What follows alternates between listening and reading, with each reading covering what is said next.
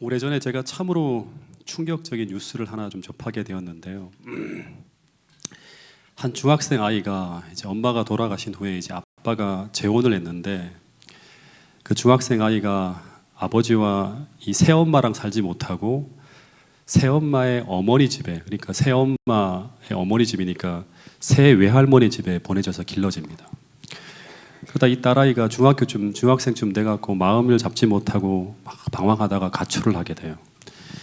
근데 이 가출을 하고 돌아온 이 중학생 딸에게 아버지가 너 왜 속을 썩이냐고 하면서 막 나무라는데, 이 딸아이가 막 울면서 이런 말을 했어요. 엄마가 너무 보고 싶다고, 아빠 나 너무 외롭다고 하면서 막 이런 얘기를 해요. 근데 이 아버지가 이 딸아이의 새엄마의 눈치를 보면서 그 아이를 몇 시간 동안 두들겨 팹니다. 그러다 이 아이가 죽어버려요.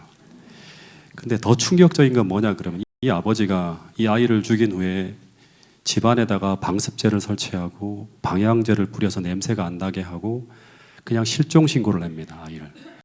그런 다음에 11달 동안, 11개월 동안 집안에다가 시신을 숨기고 살았는데, 더 충격적인 것은 이분의 직업이 뭔가 하면 목사였다고 하는 거예요. 그리고 더 충격적인 것은 이분이 11달 동안 그 딸아이를 죽인 후에 교회에서 아무 일도 일어나지 않은 양 너무나 은혜스러운 설교를 하면서 이렇게 그 교회를 이렇게 이제 심우했다고 하는 거예요. 그래서 모두들 생각하기를 너무나 끔찍한 일을 이제 저질렀으니까 이 목사가 한 무허가 신학교 정도 나온 엉터리 목사이겠거니 하고 생각을 했다고 합니다. 그런데 알고 보니까 이분은 독일에서 바울 신학을 전공해서 석사, 박사학위까지 취득하고, 그리고 서울의 유명한 신학교에서 겸임 교수까지 하고 있는 유명한 목사였습니다. 뿐만 아니라 이 사람은 학생들에게 강의도 너무나 잘해서 인기 있는 훌륭한 교수로 평가받는 사람이었다고 합니다.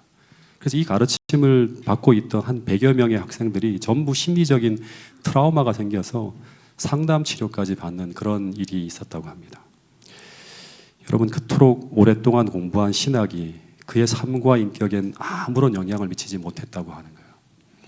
다시 말해서 학문적인 성취가 그 사람이 그런 반인륜적인 괴물로 변해가는 것을 막지 못했다고 하는 것이 너무나 충격적인 그러한 이제 그 이야기를, 충격적인 그런 어떤 이야기로 우리에게 전해지고 있는데, 근데 이것은 무엇을 말해주고 있는가 하면, 대단한 신학적인 지식을 가졌어도 그 머릿속에 가득한 그 성경에 대한 지식이 그 사람의 신앙에 전혀 영향을 끼치지 못하는 이런 어처구니 없는 일이 벌어질 수도 있다고 하는 사실을 알려주는 거예요.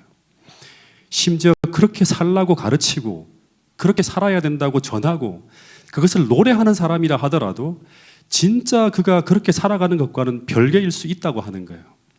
지식은 충만하지만 믿음은 없는 존재, 현란하게 성경을 가르칠 수 있지만 그런 품성을 가지지 않은 존재, 그런 이상한 이런 교인이 만들어질 수 있다고 하는 거예요. 그 존재가 바로 대표적인 존재가 누구예요?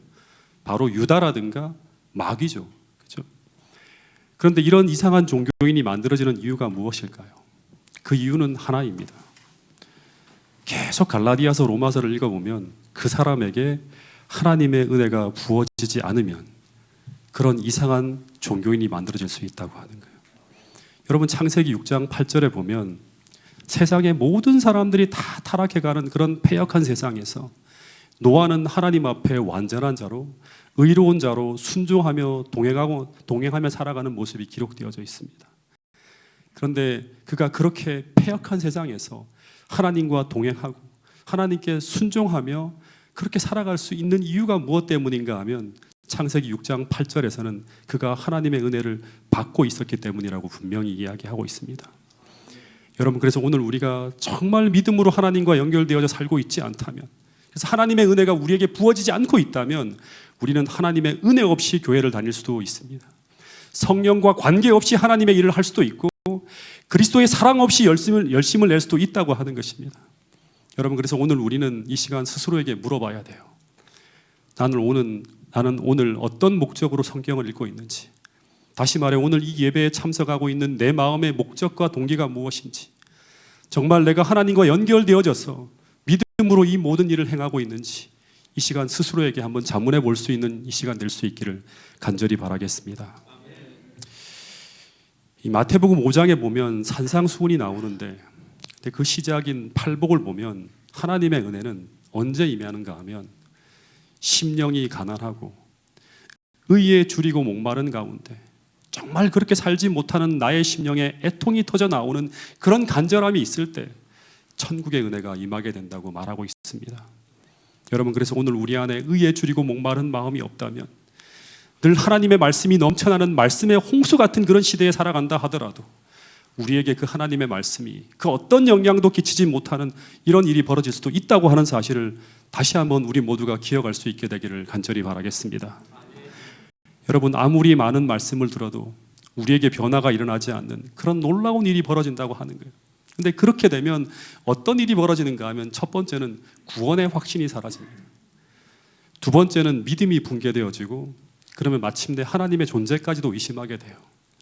그러면 그 끝은 무엇인가 하면 이런 신학과 교수처럼 성경을 들고 교회를 왔다 갔다 하는데 겉은 멀쩡한 것 같은데 속으로는 계속 더 나쁜 상태로 변하게 되어서 결국 하나님과 관계없는 사람으로 그 인생이 끝날 수도 있다고 하는 것입니다.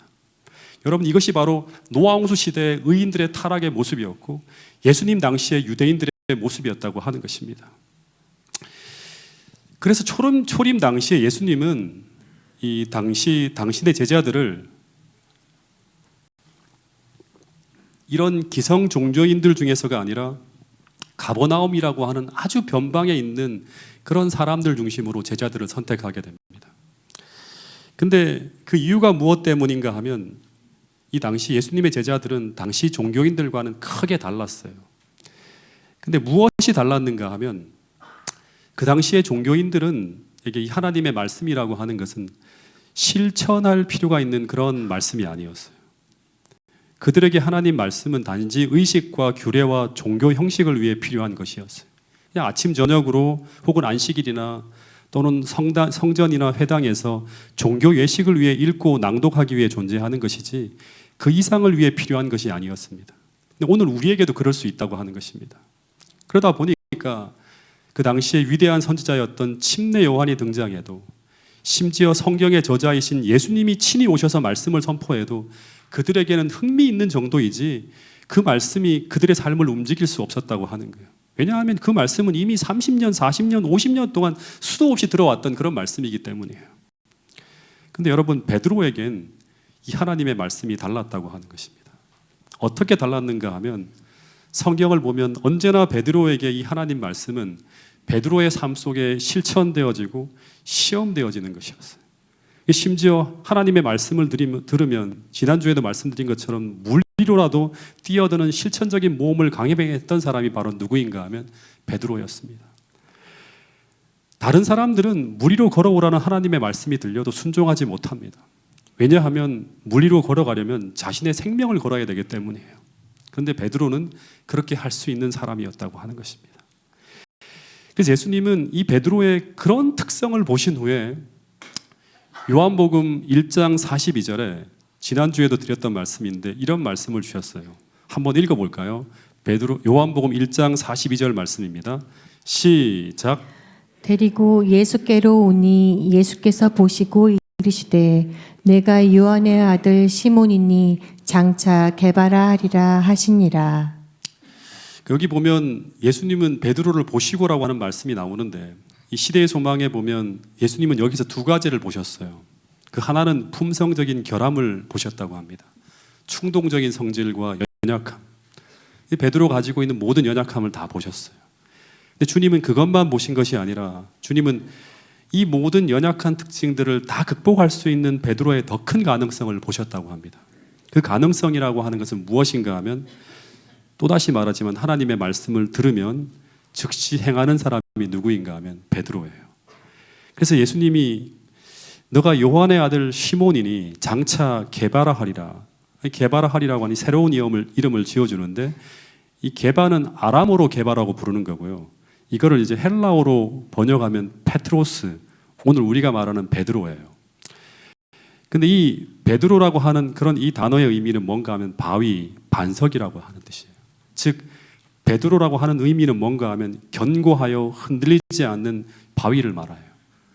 이게 무엇을 말하는가 하면 베드로의 품성을 얘기하는 거예요. 베드로의 품성. 장차 너는 이런 견고하고 흔들리지 않는 그런 품성을 소유한 사람으로 내가 너를 변화시켜 줄 수 있다고 말하는 거예요. 그런 다음에 예수님이 3년 반의 사역이 맞춰져 갈 때 마태복음 16장에 보면 베드로의 신앙 고백을 들으신 후에 예수님은 이 베드로라고 하는 반석 위에 뭐를 세운다? 교회를 세우겠다고 말씀하신 거예요. 이 반석이라고 하는 말은 뭔가 하면 예수님의 은혜를 통해 만들어지는 베드로의 견고한 품성을 말할 수 있어요. 근데 처음 이 베드로라고 하는 이름을 받을 당시에 베드로는 반석이 아니었죠. 너무나 연약하여 흔들리고 도무지 믿을 수 없는 결함투성이의 사람이었어요. 근데 어떻게 그가 초대교회의 기초를 놓는 그런 반석과 같은 인물이 될 수 있었을까? 그 이유는 단 하나입니다. 계속 반복적으로 말하지만 그 사람은 듣고 행할 수 있는 사람이었기 때문이에요. 즉 주님의 말씀이라면 그 말씀을 따라서 그물까지 버려두고 따라가는 신앙의 모험을 감행할 수 있는 사람이 바로 누구인가 하면 베드로예요. 근데 이 베드로만이 아니라 역사의 마지막에 주의 오실 길을 예비하는 모든 사람들은 어린 양이 어디로 인도하든지 따라갈 수 있는 사람들이 바로 주의 마지막 오시는 길을 예비할 수 있는 우리 모두가 될 수 있다고 성경은 이야기하고 있습니다. 여러분, 듣고 행하라고 하는 이 가르침은 당시 천국 시민의 대헌장이라고 하는 그 산상수훈의 가르침 중에 핵심이에요. 핵심. 예수님께서 산상수훈을 쭉 말씀하시면서 그 마지막에 산상수훈의 말씀을 마무리하면서 이런 말씀을 하셨어요.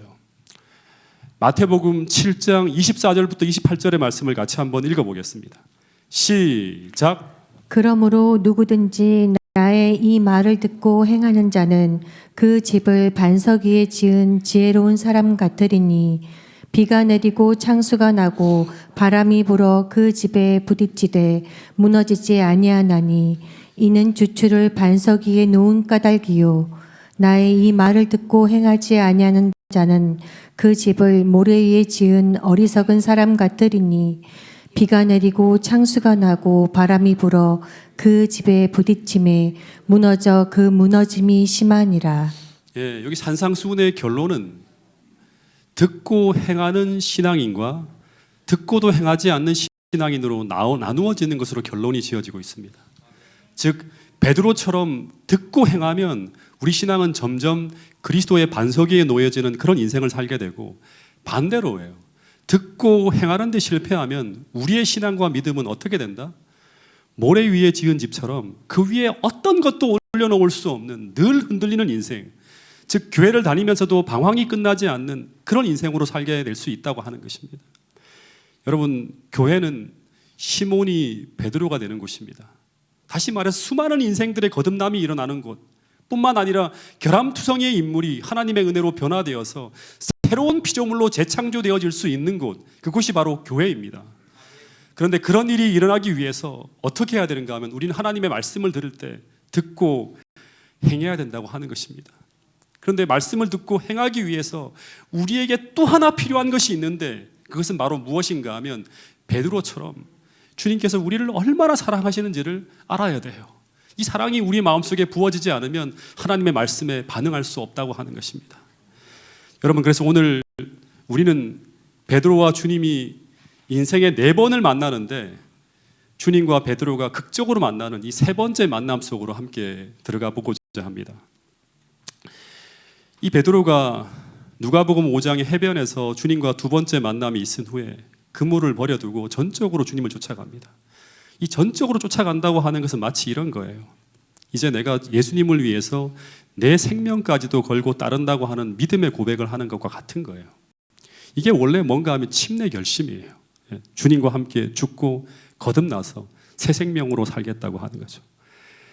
실제 베드로는 언제나 이런 충성을 주님께 계속 맹세하고 다짐합니다. 주님, 제가 전적으로 주님을 쫓겠다고. 그런데 베드로의 생애를 통해서 우리가 또 하나 깨닫게 되는 것은 무엇인가 하면 이 고백이 진심 어린 고백이라 하더라도 이 결심과 고백만으로는 그런 삶이 이루어질 수 없다고 하는 거예요. 이걸 또 하나 우리가 배우게 돼요. 왜냐하면 그런 삶을 살기 위해, 그렇게 우리가 살아가기 위해서 오늘 우리 안에는 그 선한 고백을 선한 행동으로 옮길 만한 능력이 우리 안에 있어야 되는데 그런 능력이 우리 안에 없다고 하는 거예요. 근데 문제는 이 베드로는 주님이 돌아가시기 직전까지 자신이 얼마나 연약한 존재인지, 그가 얼마나 주님을 의지할 필요가 있는지를 몰랐다고 하는 거예요. 자신만만해요, 언제나. 그것을 보여주는 장면이 마태복음 26장인데요. 이 마태복음 26장에 보면 이 마가 요한의 다락방에서 예수님이 최후의 만찬이 끝난 후에 이제 제자들과 함께 겟세마네 동산으로 쭉 걸어갑니다. 찬미를 하면서. 그때 주님이 31절 이런 말씀을 해요. 아주 슬픈 듯이 오늘 밤에 너희가 다 나를 버리리라고. 기록된 바 성경에 예언된 일이 벌어지는데 그게 예언이 뭔가 하면 내가 목자를 치리니, 하나님이 목자를 친대요. 그러면 양의 떼가 흩어지게 된다고 하는 그 말씀이 이루어진다고 하는 거예요. 근데 이 말은 이제 엄청난 시련이 제자들에게 찾아올 것이라고 하는 것을 예언하고 있는 말씀이에요. 여기에 목자는 예수님이고 양의 떼는 제자들이죠. 그래서 목자가 쓰러지고 양의 떼가 흩어지는 엄청난 시련이 찾아올 것이라고 하는 걸 주님께서 말씀하십니다. 그러면서 베드로를 바라보시면서 주님은 한 말씀 더 하시는데 더 충격적인 이야기를 해요. 그래서 바로 뭔가 하면 넌 오늘 밤 다 굴기 전에 3번씩이나 나를 부인하는 일이 벌어질 거야. 이런 말을 해요. 근데 이 말을 듣자마자 베드로가 버럭하면서 뭐라고 대답을 하는가 하면 모두 주를 버릴지라도 나는 결코 버리지 않을 것이고 심지어 주와 함께 죽을지언정 주님을 부인하지 않겠다는 고백을 합니다. 그러자 모든 제자들도 베드로와 똑같이 충성을 고백했다고 합니다. 여러분, 그런데 이 고백이 진심이었을까요? 네, 진심이었을 것입니다. 저도 매일 아침, 여러분들도 매일 아침 이런 고백을 하잖아요. 주님, 저희들이 오늘 하루 진짜 주님 앞에 충성되게 살게 해달라고 매일같이 고백하는 게 이런 고백 아니에요. 근데 36절, 37절에 보면 그 뒤에 다음 구절에 보면 주님께서 겟세마네 동산으로 들어가시자마자 주님에게 아주 심각한 일이 주님의 신변에 일어나기 시작합니다. 막 고통 속에 신음하시는 거예요.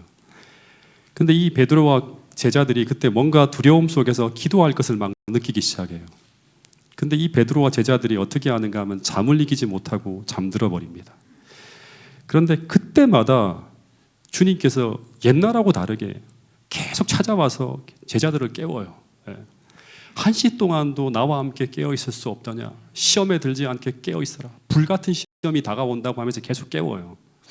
심지어 주님은 그래도 계속 잠들어 있는 제자들을 보시면서 마지막으로 어떤 말씀까지 하는가 하면 마음에는 원이로되 육신이 약하도다 하면서 제자들에게 이런 얘기를 해요. 근데 이 말씀은 그 시간 제자들이 이렇게 자도 괜찮다는 말씀이 아니에요. 단지 제자들을 동정하는 말씀이었지 이들은 절대 이 시간에 잠들면 안 되는 그런 시간이었어요. 여러분, 그런데 중요한 것은 이 중요한 시간 그들이 기도하지 않고 잠들어 버림으로 그들은 큰 손실을 당합니다. 이들이 잠들어 버림으로 말미암아 그들은 그 순간 반드시 봐야 될 것을 보지 못해요. 반드시 들어야 될 것을 듣지 못하고 기도를 통해 반드시 구하고 얻어야 될 그 능력, 다가올 시험을 대비해서 반드시 소유해야 될 그 힘과 능력을 얻지 못하게 됩니다. 더 정확하게 말하면 그 시간 그들이 잠들어 버림으로 말미암아 주님의 고민이 무엇이었고 그리고 그분이 무엇을 위해서 그토록 기도하고 있었고 그분이 감당해야 될 짐이 무엇인지 그들이 주님과 함께 깨어 기도함으로 말미암아 그 모든 것을 듣고 이해했어야 되는데 그것을 듣지 못하고 이해하지 못함으로 말미암아 그들은 그 이후 불같은 시련이 찾아올 때 주님과 함께 동행하지 못하는 일이 벌어졌다고 하는 것입니다. 그래서 만약 그렇게 했다면 그들은 준비 없이 그 시험의 때를 만나지 않았을 것이라고 합니다. 이런 말씀이 있어요. 자, 이 말씀을 같이 한번 읽어보겠습니다. 시작. 만일 그들이 하나님 안에서 피난처를 찾았더라면 사단의 작용이 그들을 넘어뜨릴 수 없었을 것이며 예수께서는 그들의 꿋꿋한 믿음으로 말미암아 위로를 받으셨을 것이다. 그러나 그들은 깨어 있어 기도하라고 반복하여 경고하신 말씀에 유의하지 않았다. 만일이에요. 만일 그들이 계속 기도했다고 하면 어떤 일이 벌어진다? 사단의 작용이 그들을 넘어뜨릴 수 없었을 것이며 더하여서 예수께서는 그들의 꿋꿋한 믿음으로 말미암아 위로를 받았을 것이라고 하는 거예요.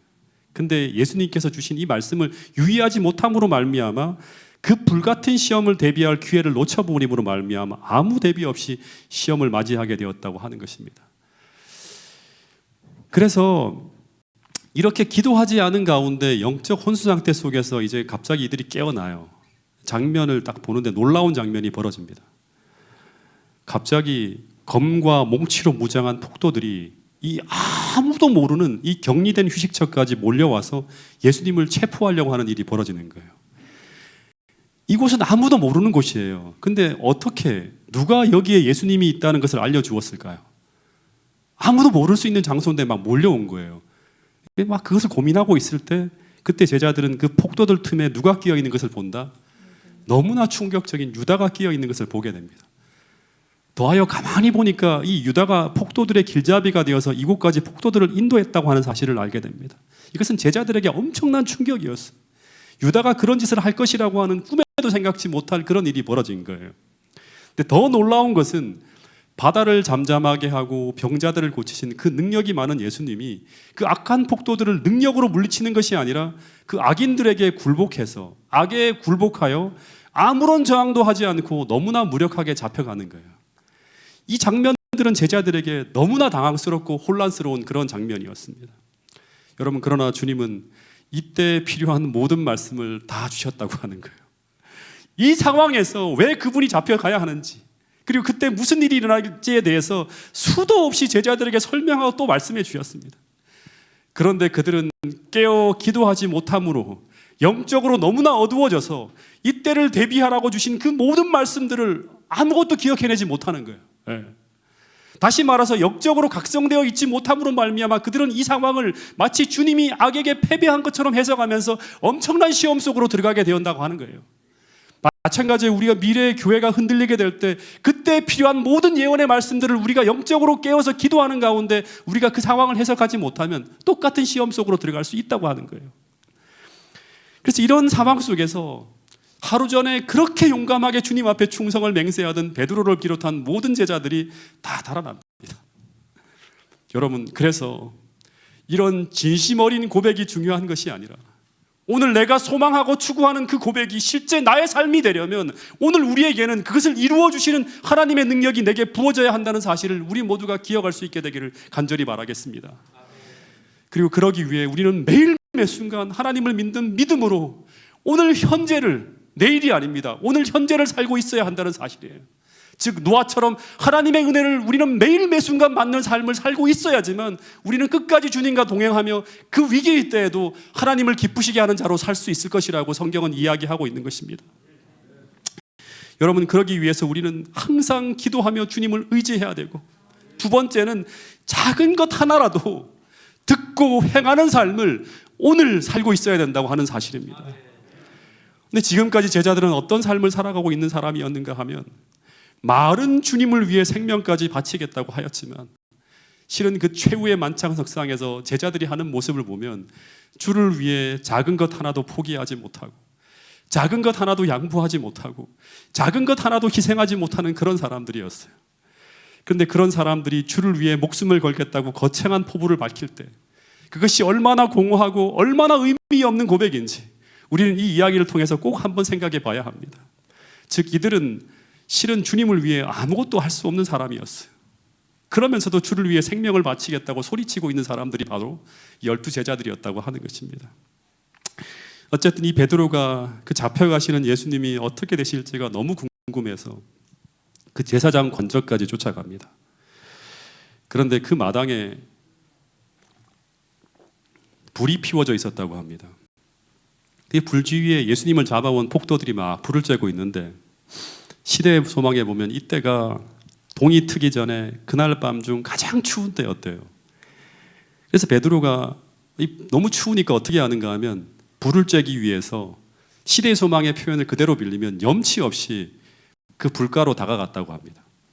근데 그곳에는 누가 있는가 하면 주님을 끌고 온 폭도들이 모여서 뭘 하는가 하면 주님을 조롱하고 모욕하고 있는 그런 자리였기 때문에 이 베드로가 조금만 센스 있는 사람이라면 그런 이 자리에 있어서는 안 돼요.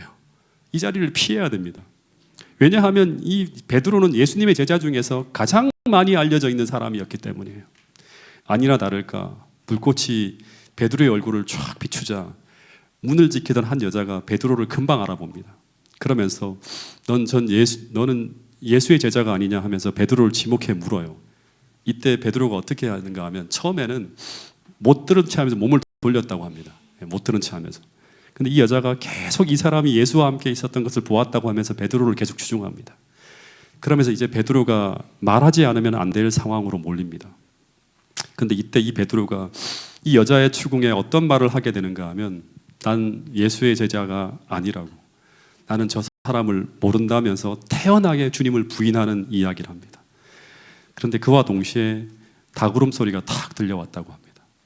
여러분, 이 닭울음 소리는 베드로를 각성시키기 위해서 예수님께서 미리 말씀하셨던 예언의 말씀을 생각나게 하는 말씀이에요. 주님은 겟세마네 동산으로 가는 길에서 어떤 말씀을 하셨죠? 너는 닭 울기 전에 몇 번 부인한다? 3번 나를 부인하게 한다고 하는 말씀을 딱 주셨어요. 여러분, 이 닭 울음 소리에 대한 이런 설이 있어요. 제가 이거를 좀 이제 생각해 보게 되는데, 로마 군대는 보초 교대 시간을 알리는 나팔 소리를 3시간마다 불었대요. 근데 그 나팔 소리를 갈리시니엄이라고 하는데, 이 갈리시니엄이라는 단어가 닭울음 소리라고 하는 단어와 같은 의미래요. 그래서 베드로에게 들려진 이 닭울음 소리면 진짜 닭이 아니라 어쩌면 로마 군대의 보초 교대 시간을 알리는 갈리시니엄이랬을지도 모른다는 그런 해석이 있어요. 그래서 만약 이때 이 베드로에게 들려진 이 닭울음 소리가 진짜 갈리시니엄 나팔 소리라면 이 닭울음 소리는 베드로에게 이런 메시지를 전하고 있는 거예요. 베드로야, 이 자리는 너가 있어야 할 자리가 아니라고. 이 자리를 떠나서 너가 있어야 할 자리로 신속히 돌아가라고 하는 그런 경고의 메시지를 담고 있는 신호가 바로 이 닭울음 소리였다고 하는 거예요. 그런데 그 경고 소리가 사방에서 울리고 있는데도 불구하고 이 베드로는 지금 이 따뜻한 불곁을 떠나지 못하고 계속 의심받는 자리에, 그 위험한 자리에 계속 머물러 있었다고 하는 거예요. 그러면서 이 베드로는 더 이상 의심을 받지 않으려고 어떻게 하는가 하면 억지로 주님을 조롱하는데 함께 참여하고 있었습니다. 그러니까 굉장히 부자연스러웠겠죠. 뭐 저 나쁜 놈, 저게 메시아라고 하면서 막 조롱하는 그 일에 어색하게 베드로도 동조하고 있었다고 하는 거예요.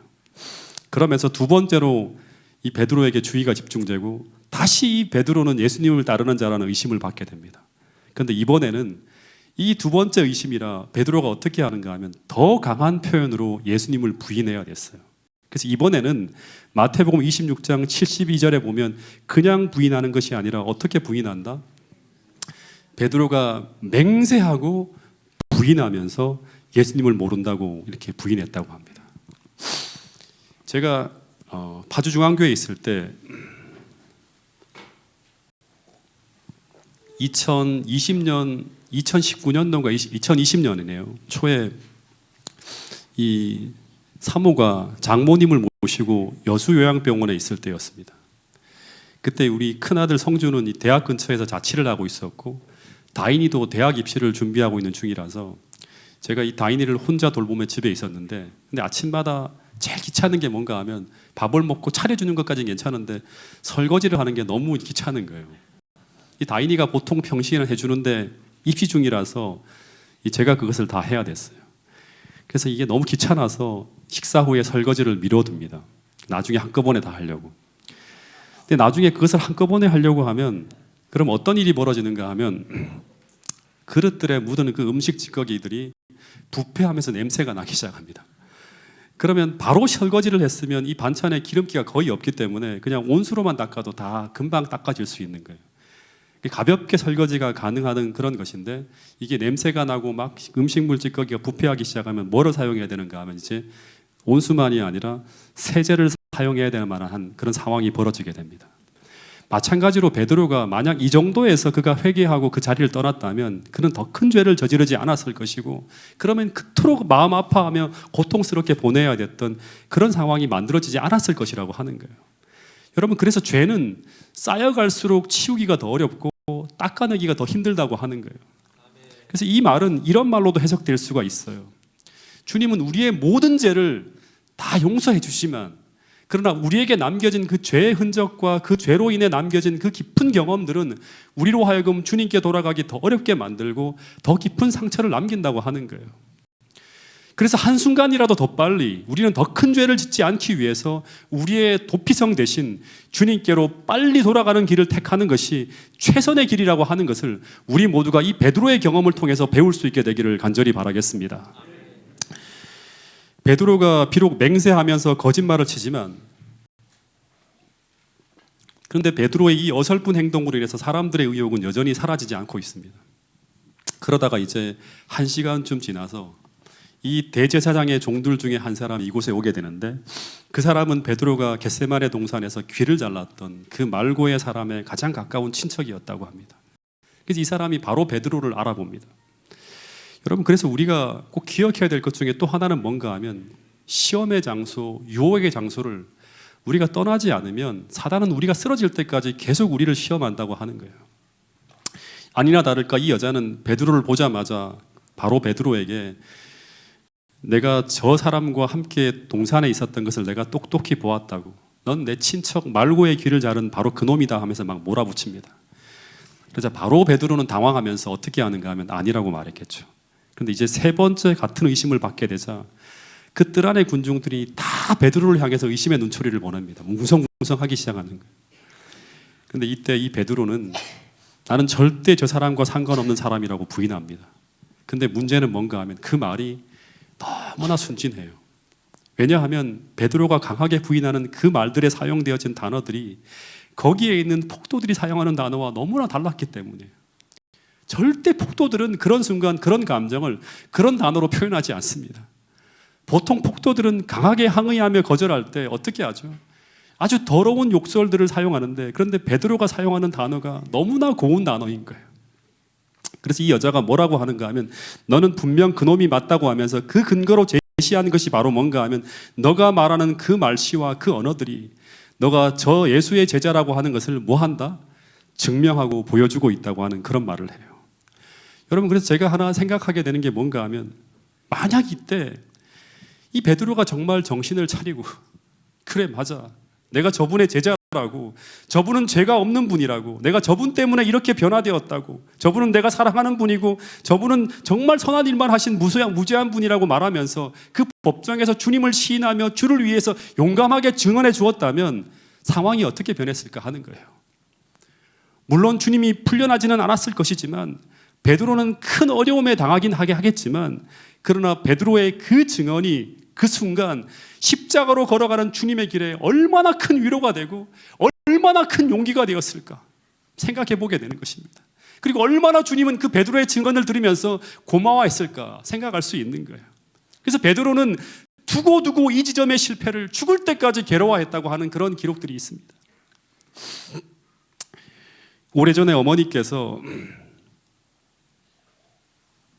제가 어머니를 부축해서 교회로 가는데 어머니가 제게 이런 말씀을 하시는 거예요. 내가 창피하지 않냐고 하는 거예요. 그래서 내가 깜짝 놀라서 왜 그러냐고 물었더니, 이렇게 몸도 성취하는 내 모습을 사람들이 볼 때 넌 내가 부끄럽지 않냐고 하는 거예요. 그래서 그 말을 듣고 난 다음에 제가 어머니에게 더 용기를 드리려고 일부러 그날 종일 어머니 곁에 붙어서 어머니를 모시고 방문을 다닌 그런 적이 있습니다. 마찬가지로 당시 주님의 처지는 어떤 상황인가 하면, 그 누구도 주님을 위해 증언해 주는 사람이었고 모두들 죄인인 주님과 거리를 두면서 주님을 버리는 상황이었습니다.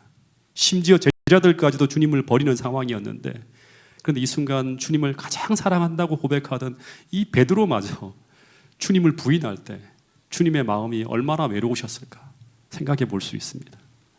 어쨌든 이 베드로가 이 여자의 집요한 질문에 의해 코너에까지 몰리자 베드로는 이제 자신이 예수님의 제자가 아니라 폭도라고 하는 것을 증명해야 됐습니다.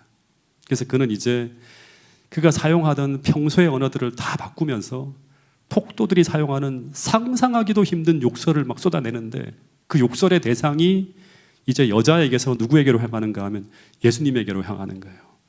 그런데 그 단어 하나하나를 들을 때 먼저는 그 법정 안에 함께 있던 요한은 깜짝 놀랐을 거예요. 다시 말해서 난 저 예수의 제자가 아니라고 하면서 모든 사람들이 이 베드로가 더 이상 예수의 제자가 아니라 폭도라고 하는 것을 확신할 수 있을 만큼 아주 강하고 더럽고 추한 용어들을 담아서 주님이 마치 자신과 아무 상관도 없는 사람이냐, 마치 주님의 사랑을 전혀 받은 적이 없는 사랑이냐. 너무나 무섭게 주님을 저주하며 욕하기 시작하는 거예요. 그런데 그토록 사랑했던 그 제자가 마치 주님을 전혀 사랑한 적이 없는 사람처럼 무참히 그 욕설을 자신을 향해 쏟아내고 있었을 때 그 모든 말들은 주님의 가슴에 비수처럼 꽂혔다고 시대소망엔 적혀 있어요. 시대소망에 보면 이런 말씀이 있습니다. 그러나 이보다 더욱 심한 고민이 그리스도의 마음을 찢었는데 그것은 어떤 원수의 손이 가할 수 있는 것보다 더욱 심한 고통을 그분에게 주었다라는 기록이 있습니다. 여러분, 그런데 이 베드로의 입에서 그 더러운 말들이 주님을 향해서 주님을 모독하면서 그의 입에서 막 쏟아지고 있을 때 그때 시대소망에 보면 또다시 드높은 다구름 소리가 들려옵니다. 그리고 그때 예수님은 그 얼굴 찌푸린 재판관들로부터 얼굴을 돌려서 그의 가련한 제자를 유심히 바라보았다고 적혀 있어요. 동시에 베드로의 시선도 예수님을 향해 들려지면서 예수님의 얼굴과 베드로의 얼굴이 마주칩니다. 근데 제가 이때 예수님이 베드로를 유심히 바라보았다고 하는데 이 유심히 보았다고 하는 이 말이 도대체 어떤 표현일까 싶어서 그 영문으로 시대의 소망의 이 표현을 한번 읽어봤는데요. 영문으로 이렇게 적혀 있습니다. 여기 보면 looked full upon이라고 적혀 있어요. 풀이라고 하는 단어는 뭔가 하면 가득 찬이라고 하는 표현이죠. 그래서 이 말은 어떤 말인가 하면 법정의 다른 어떤 것도 예수님의 눈에 들어오지 않고 오직 그 순간 주님은 베드로만을 주목하며 바라보았다고 하는 그런 표현이에요. 그런데 그분의 얼굴을 묘사한 엘렌 화이트의 글을 보면 그분의 창백하고 고통에 차 있는 얼굴과 베드로에게 무언가 말씀하고 싶어하는 듯 그분의 떨리는 입술을 계속 베드로가 바라보는데 그런데 그때 베드로는 그분의 떨리는 그 입술에서 자신에게 전하는 주님의 사랑의 메시지를 읽게 됩니다. 그것은 바로 어떤 얘기인가 하면 베드로야, 내가 이렇게 고통스러운데 내가 어떻게 나에게 이렇게 할 수 있어? 라는 말씀이 터져 나와야 할 그 상황에서 주님은 전혀 다른 모습으로 베드로를 바라보고 계셨다고 말하는 거예요. 근데 이 모습이 바로 베드로의 마음을 찢어버렸다고 합니다.